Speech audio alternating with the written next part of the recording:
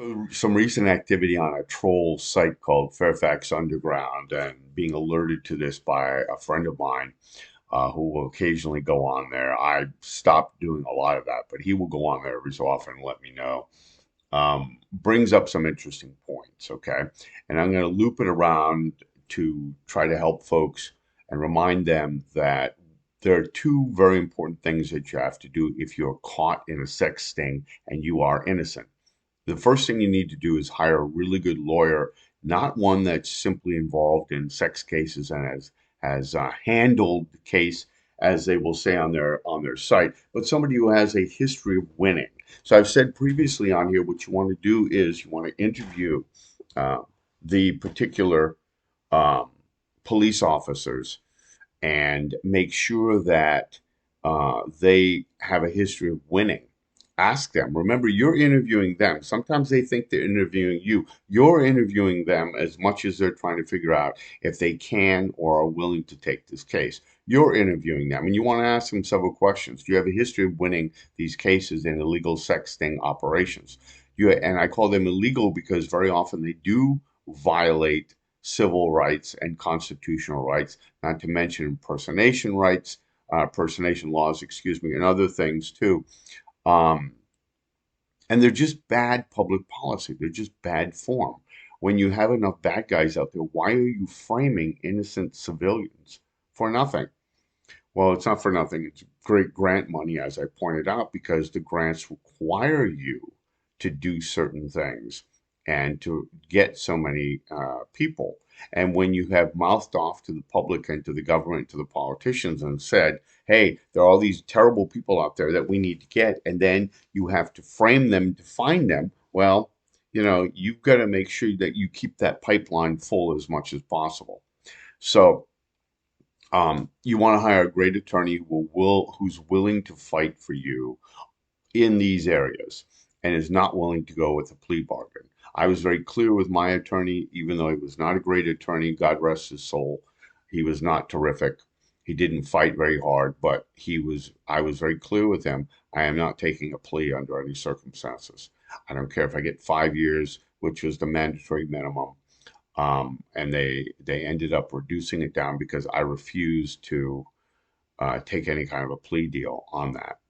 Um, so the second thing you want to do, and perhaps the most important thing, is you want to hire a forensic analyst. This is something that we discussed in my case. We had decided it wasn't, or they had decided my advice was not to. I didn't need one. And I deeply regret that because it would have been a very, very smart move, I think, to explain how it is that um, a picture got onto an account that I had asked to be deactivated. I didn't know it was at the time, but I found out later it had been deactivated by me. And so you have to wonder, how did the picture end up there? Well, the phone was out of my, excuse me, this is why you need a forensic analyst. The phone was out of my control for hours. And after that, for days. And they did not secure it in any kind of a Faraday box or anything. Again, I'm no expert on this. It's just what I've read that they have to do. Instead, we do know that they drove around with my phone in my community trying to figure out how the geolocation features work, which bring up 2 points. Number one, what the hell were you doing running a sting on a social media site that you were wholly unfamiliar with? Okay. I mean, the danger of tainting the evidence, of framing an innocent person, of not knowing what you're doing, of not nailing somebody who deserved to be nailed, right? The danger was so great. Why the hell did you have these people in charge? Well, we find out later that Detective Sergeant Bauer, I found out at the time within 8 months or so, had been removed from that element of Major Crimes Bureau, possibly because they viewed that he bungled this. I don't know the reason behind it, but when you look him up online, he was reduced in rank apparently. He goes from a detective, where he was a detective sergeant, to police officer two, which certainly seems like a reduction in rank as far as I can see, whereas others did far better. This might have something to do with the fact, too, that in 2012 he was convicted uh, and was denied qualified immunity, I should say more precisely, by a federal appeals court. He went all the way up through the district court at the state level and the appeals court and all the way into the federal system when the woman that he framed, um, who knew something about this too and had an excellent claim uh, against him, actually won. And the appeals court called him a liar. Well, that's kind of water under the bridge right now. I do have something before the Innocence Project, so I'm hopeful they will pick it up. But in speaking to forensic analysts since then, what we find is the same old pattern. Forensic analysts are getting quite the reputation and are getting very angry with the police because what they have discovered is, and we've discovered that they're doing this too, but we don't know how they do it because we lack the technical expertise. But we see over and over again in cases where police have a weak case that they will come to court and they will say that we've lost the evidence. The evidence got erased accidentally. It was corrupted. Pieces of it are missing. We don't know why. And over again, the judges are throwing it out because they're saying, well, hold on, you don't have it. Now, not every judge is doing that. I mentioned the Ryan Pick case where the detective who was monitoring Ryan's alleged communication, because this was on the old Omegle site where they only showed, he was showing his bottom and never his face. And they traced it supposedly to a region, I don't know, like 25-mile radius, and then supposedly zeroed in on him and claimed that his pubic hair was one color where it doesn't seem to match any other hair on his body. But be that as it may, the nice police officer said that he didn't have the video, and the judge questioned him on that. They couldn't capture it. With all their amazing technology, it's amazing that they could not capture that 15-second video that they claimed was Orion. But the police officer was nice enough to describe it to the judge, and the judge allowed that into testimony. Uh, we objected on our end, but it really didn't matter. The nice police officer explained it, and that got Mr. Pick a number of years beyond that. I think he got an additional 2 years for that. He will be getting out sometime in the near future. But this just goes to show you the power of the police and how the only way to fight them is to get an excellent attorney who's willing to go to the mat, who understands these sex things. You have to explain how they work, who also has to understand how the particular social media site works because they're all different. The one I was on in 2018 is very different than the one in 2025. They've made a number of improvements. They've changed a lot of things. And of course, you can't rely on the website to police or protect you, even though the app or the web or whatever you're using supposedly protects the subscriber. It does not. They allow the police on there all the time. We did subpoena the records. So, trolls, if you're watching this, we did try to get the legal departments of these to cooperate, and we received crickets back, which would suggest that they knew the police were on their site, even though their terms of service say police are not allowed on there. And they happily allowed them to be trolling on there. And of course, that endangers all of us. So you want to hire a good forensic analyst. You want to hire an excellent attorney who has a history of winning, particularly sex offense cases, and is not going to pressure you to cop a plea. Okay. And then you want to make sure you vigorously demand that they preserve all the evidence. You want to make sure you get what's called discovery and that you get it in full, everything. If there's a page missing, you scream about it. Okay? Doesn't matter if it's a blank page or whatever, you scream about it. Because what they will do in our case is the day before the trial, and I've heard this in other cases, they will hand you the evidence, and we got I think it was a CD-ROM or a flash drive at the last minute, the day before we're going to go. And so then that forces us to irritate the judge by getting a continuance. These are games that prosecutors love to play. When we reviewed the information, it took just a couple of hours to review it and find that it was the exact same information they'd given us before. And when you look, there's evidence that they used, in my case, a little snipping tool I've talked about. And I call it that just because I'm familiar with the little snipping tool elsewhere. But here's what happens. You have a conversation that is very, very brief, and it goes sort of like this. Hi, how are you? And then you respond, I'm fine, how are you? And it's flipped. I'm fine, how are you? And how are you doing? Well, naturally, nobody talks like that. Okay, you don't put the predicate after, before the subject. You don't put the apodosis before the prodosis. The second half of it before the first in many cases. So it just made no sense. Okay, and then you have the issue of the pictures and where they are in these cases. I had one picture that Detective Bauer in our interrogation told me, well, this is, you sent this. And I said, no, I never sent any picture to Alex VA. I never sent any dirty picture to. Oh, yes, you did. I denied it any number of times because, I know what I did. And he ends up showing me this picture. Now, this is after they bring the phone, my phone, which they've been working on.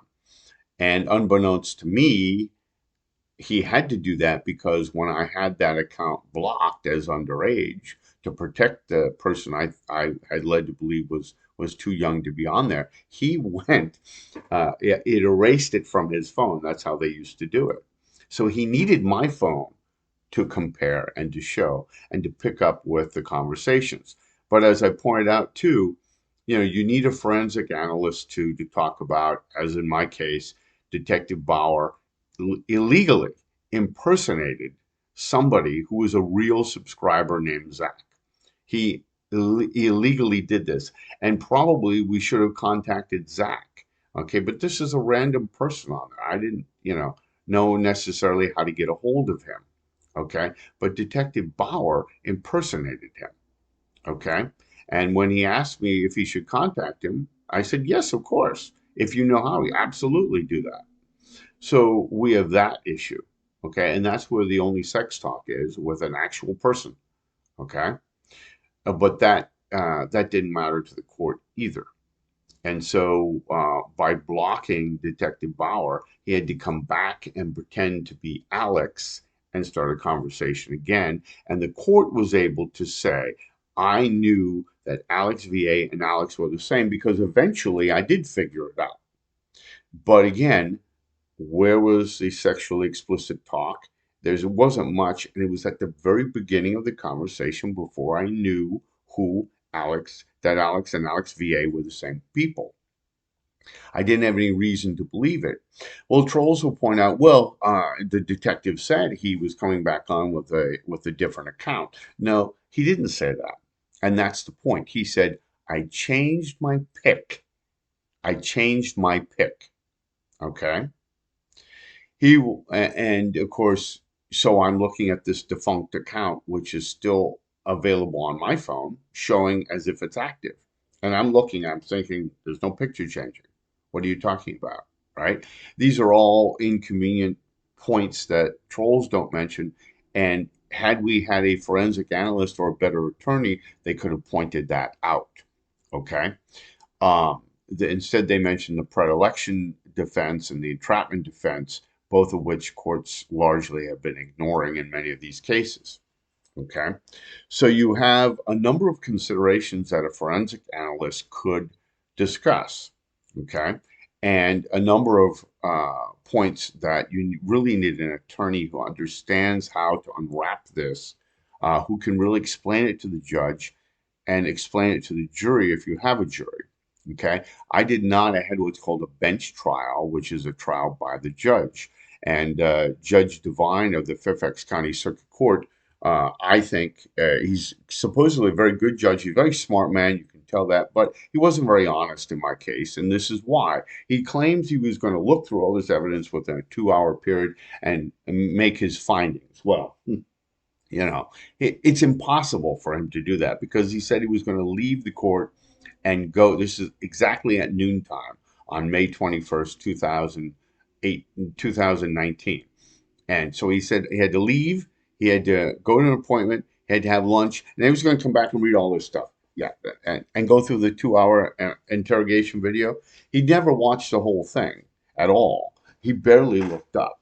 He was sitting there filling out paperwork, which I had the queasy feeling had to do with my guilty paperwork, okay, my conviction paperwork.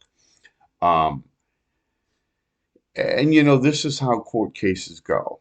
And you have to find a way to get past the bias and the disgusting pro forma crap that they put you through, where they decide that you're guilty in sex offense cases, and then you have to prove your innocence instead of the state having to prove your guilt. And I know it doesn't seem like that. I know it's contrasting to what we learn in school. And certainly trolls are out there salivating, saying, no, you're just whining, you're just saying that. But folks, look, when something grates on the public, like sex abuse of children, so deeply and hurts so much, they are much more likely to start with the presumption that the police are not um, not being anything but good stewards of the public trust. But I can tell you that, and again, it's not like they have cameras rolling. It's just me against the cop. And when Detective Bauer brought me before the magistrate, right prior to being booked into jail, um, I learned then that this was a decoy, that this was an undercover person. Detective Bauer had led me to believe that it was a real person who had called, and the parents were concerned, and all this. And I was thinking, well, okay, I was concerned too. I didn't register that this was, more manipulation in there. I thought, oh yeah, I mean, I would have happily. Well, what would you have done would you have called the aunt? And then he even said to me, Detective Bauer, why didn't you call the aunt? As if that were possible because I didn't have that information, right? Well, anyway, I told all this to the magistrate. I said I wasn't doing that. There's ample evidence that I wasn't. I could show you the evidence that I wasn't trying to solicit somebody. And the magistrate looked at me and said, I have to believe him. He's the cop. Almost her exact words. Some big, heavy set woman behind that. I have to believe him. He's the cop. So again, don't tell me that the system isn't skewed in the most minute, tiny ways in favor of the police and the prosecution and the judges, etc. Because remember, judges get report cards too. If they hammer somebody for sex offenses, they look better on capital crimes, very serious felonies, and of course, sex cases. They get kudos for that. So, um, I think I addressed most of the issues. I'm trying to think there may have been one that I missed that the average and ordinary trolls had mentioned there. But there again, we're starting to win these cases because we're getting smarter. We understand now what the police are doing. We're getting over our shock and disappointment and the disorientation that the system puts you through. If you've ever been arrested, what they put you through and everything is a deliberately disorienting situation. And of course, I would add just at the end here, never ever tell police anything. Don't invite them in. Don't cooperate any way beyond what the law demands. Remember, you have a right not to say anything. Okay, a right to remain silent, which means you have a right to self-protection, and they cannot use it against you. Although I've talked about on here before at least one case where they did, where a new prosecutor was complaining about how they wouldn't talk, and that proves that they're guilty. And the judge looked at her and laughed and said, "No, that is his constitutional protection." And so remember that. Those are all the things I didn't do very, very well at all. And now I've got trolls attacking me constantly saying I must be guilty because I'm very, very stupid. Somehow I'm a genius mastermind who, a pedophile who tried to exploit kids, and at the same time, a complete moron. So, guys, make up your mind. Which is it? Okay? Because both don't work out. All right. Hit me back. Let me know what you think about this and any suggestions you have.